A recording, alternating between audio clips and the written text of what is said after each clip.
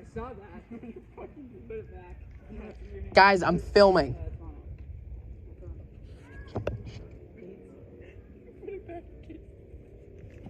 Got him. Oh yeah, Daddy. Shut up. I'm filming. I'm actually filming. Fuck you. Here. Hey, Quincy, this is for you. Oh, Chris, bring him over. Come to Poppy. Oh. Put the glide in back, Quincy. No. You can afford it. You want to lure drive? Okay, so I'm just gonna put a bunch of music. No, here, I gotta film. No. I'm filming. Oh, dang it, I missed him. This is my rig. I'm just using a bobber with a wax worm about a foot under because they're all stacked in this bay right here because it is early March. There's literally still ice on the main lake, but there's fish in here. Got a fish? Ah, missed him. I'm getting a fish. Let him eat it. Got him.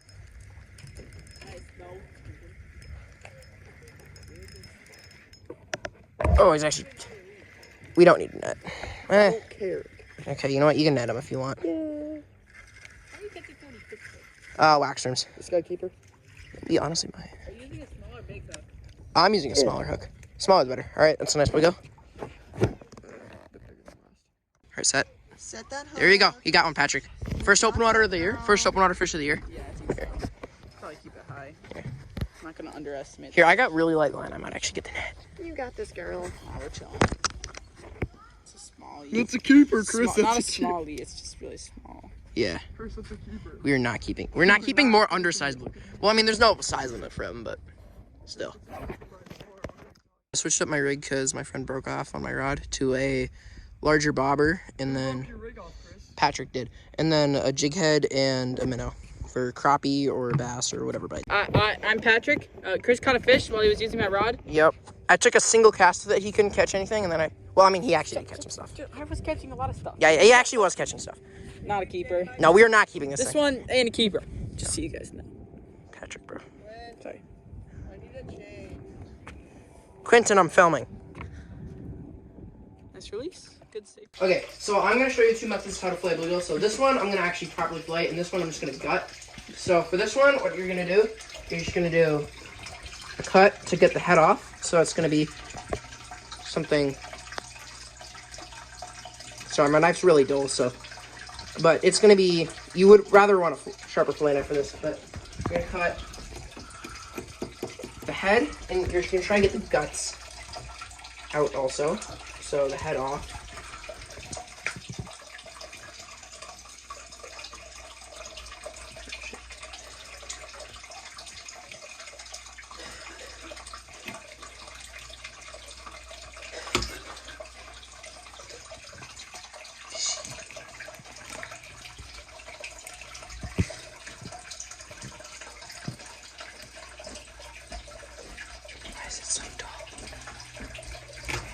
Go.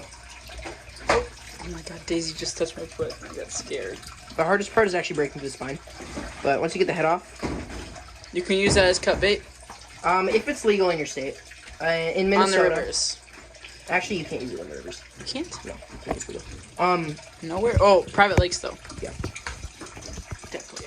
And then, so it's not legal in Minnesota to use these as bait, but in most states it is. Minnesota has really strict regulations. And then what you're going to do is you're going to get these guts out. So, just, stick your finger in there. Yeah, basically. Try not to show too much of it. Try not to show too much of the guts. And then just use your finger, honestly, and then you can just get them out like that. And then you will actually wash this out, too. Yeah. And... Not going to show the guts in case you... Yeah, and then last thing is just scale washing it. it out. We're gonna scale it or Yes, scaling it. Wait, we don't have to scale it. I mean, no, scaling it's better. Use the back of your knife if you want to scale it, or you can use a spoon if you want. I'm just using the back of my knife. Don't use the front end of your knife. because you're gonna cut yourself. Yep, and it just dulls your knife.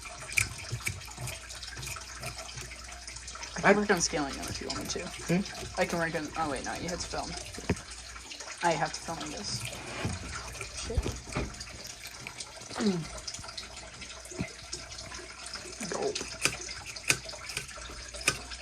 You can do this in a thing of water, which would make it a lot easier, but I don't have that on hand.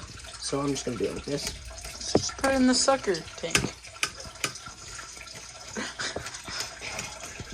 Does it eat the minnows? Yeah.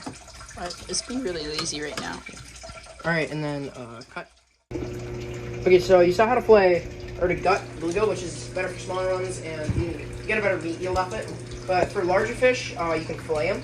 So what you're gonna do first for filleting is get behind the gill right here, and you're gonna go in like this at an angle, behind the head, and down like this. Alright, and then you're gonna flip it on its backside, and then you're just gonna follow the rib cage. You will feel the rib cage, and then at about the start of this fin, you're gonna be able to punch through. And then try and lean into the knife so it gets as close to the bone as possible, so you get as much meat. And then you can just cut off. Alright. And then, what you're gonna do is you're gonna flip this like this. Lift it up. And then you're gonna work this off, and then you're gonna cut through the ribs. So, or if you're having trouble cutting through the ribs, which it can be pretty troublesome actually sometimes if you don't have a sharp enough knife, you can actually glide over the ribs, which I'm actually gonna do this right now because my knife is pretty dull.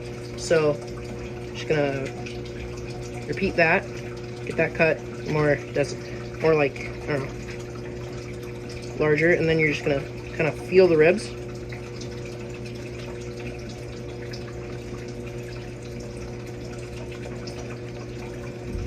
Try and work your way over them.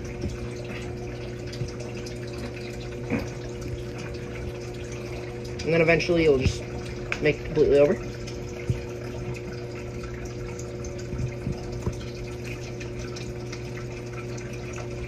And then sometimes if there's not any meat to salvage off the ribs, you can just cut them off. Which on smaller fish like this, I mean, you don't need to actually go for the ribs, but I mean, if you want to get the most meat possible, I would recommend taking the ribs off. And then, this is not the best fillet ever, but, and to skin it, what you're going to do is you're just going to go pinch that, and you're going to go as far down to the skin as possible. And bluegill aren't going to have any bloodline like a catfish would or something, especially because we bled these ones. And then, since these are very small fish, you're going to get a smaller portion of meat, which, a little morsel. And then, yeah, there are some pin bones, but those will come out with cooking, and yeah.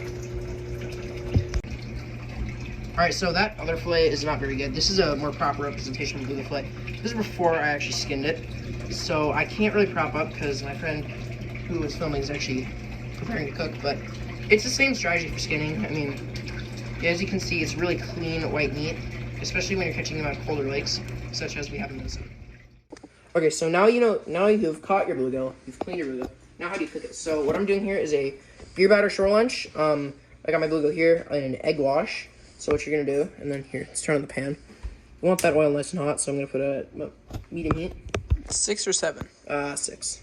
Okay. Alright, and then it's at 6. Okay, and then you're going to put it in your shore lunch. And then the egg, it adds flavor and it helps it actually stick to the shore lunch. And you don't need that much shore lunch, but it's just easier to get more on the actual fillet when you have large amount of shore lunch. Put a decent amount of shore lunch on the gutted one. Yeah, on this one. And then I'm actually going to wait till that gets a little bit hotter, but I'm just going to put those to the side so I can do this one. This one, we're just going to pick apart with fork because we're making fish tacos. We are. Where's the tortillas? No, we're using hard shell. Oh, yeah. You have hard shell? Yeah. Alright, so and then we're just going to kind of season it with this. And then the shore lunch, it comes with some salt and pepper, but you could obviously put extra seasoning if you wanted on it. And then it's hot enough, right? It might not make an immediate sizzling sound. You would prefer it to do that, but it's fine if it doesn't. It's making Not a bad sizzle sound. Not bad, not bad. I'll get the phone up close to it. Right. You can see the bubbles. Yes. Alright, and then we're going to put this. And then fish actually cooks really fast. So I give each side, for the fillets, I give them 2 minutes. Oh, crap. Wrong lid. Fillets. Or wait, no, that wasn't it. And make sure to watch it because fish Yeah, watch burn off. Okay, so you'll know your fish is done on one side when it gets this crispy golden brown texture. You could have gone a little bit longer, but I think this is fine.